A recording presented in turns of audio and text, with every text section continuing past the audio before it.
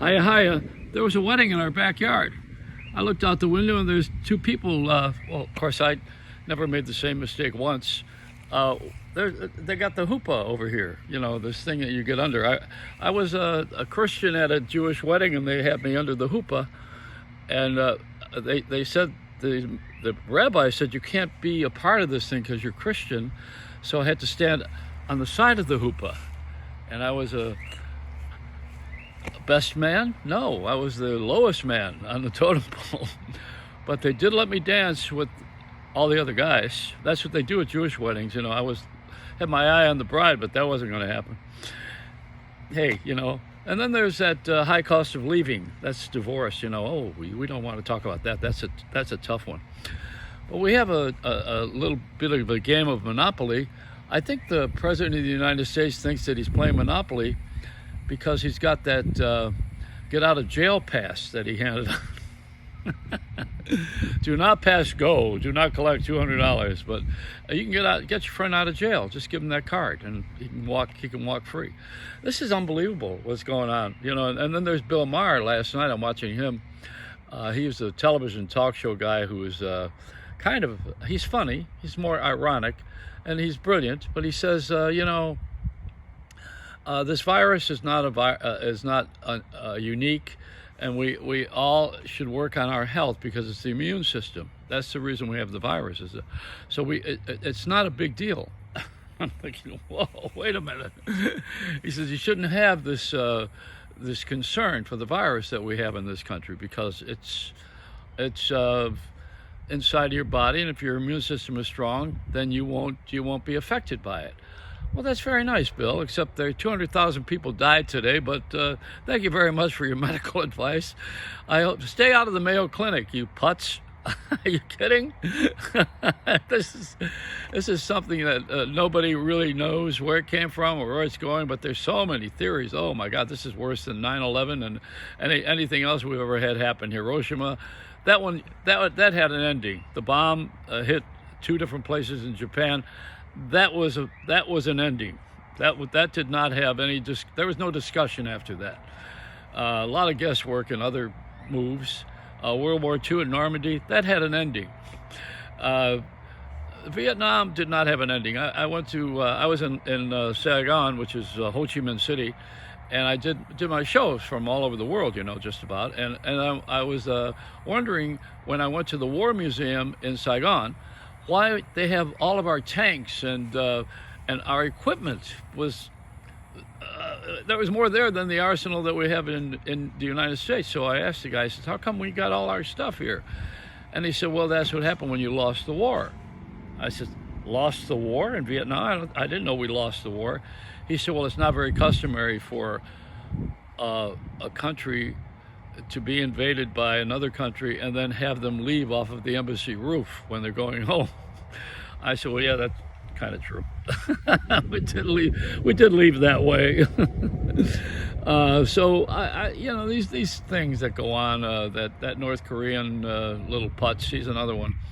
I wonder how his immune system is. Seems to be immune to sanity. And if you're so smart and you're so wonderful and you're such a powerful big dictator, why are you a short fat ass? I mean, why doesn't he improve his looks and work on his health if this is the Almighty?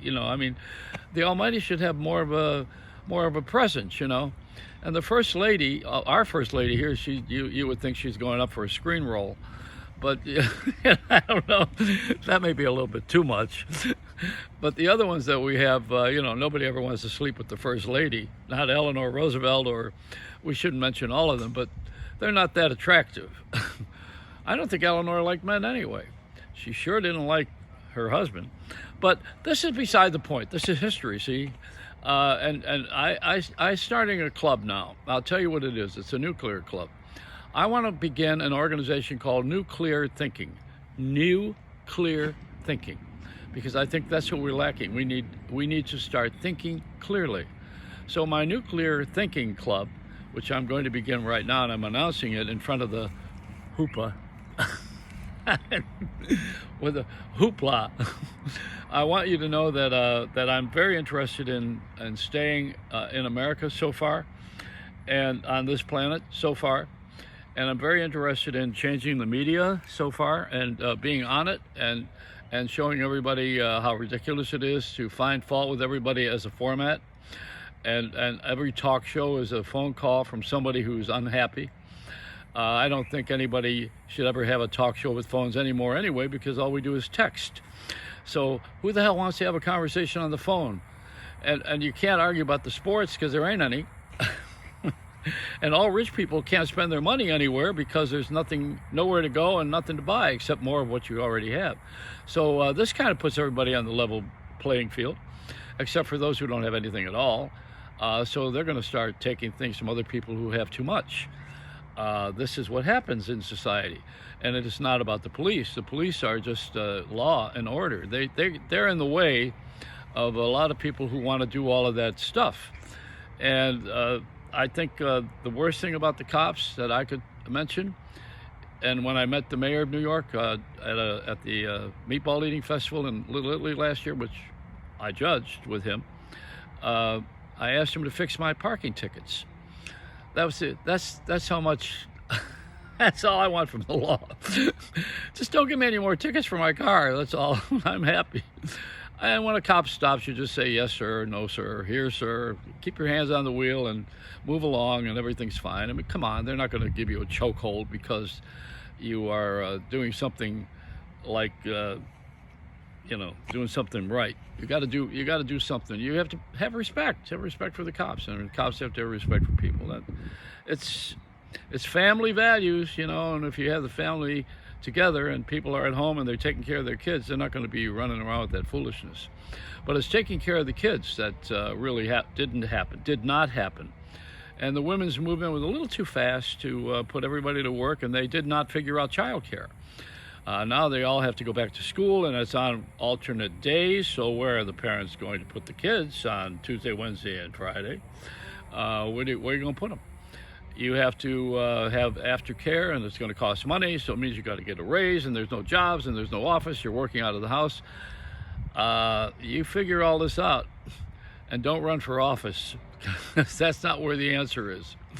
The answer is in everybody being back to raising a family. And that's probably the clear message, the new clear message.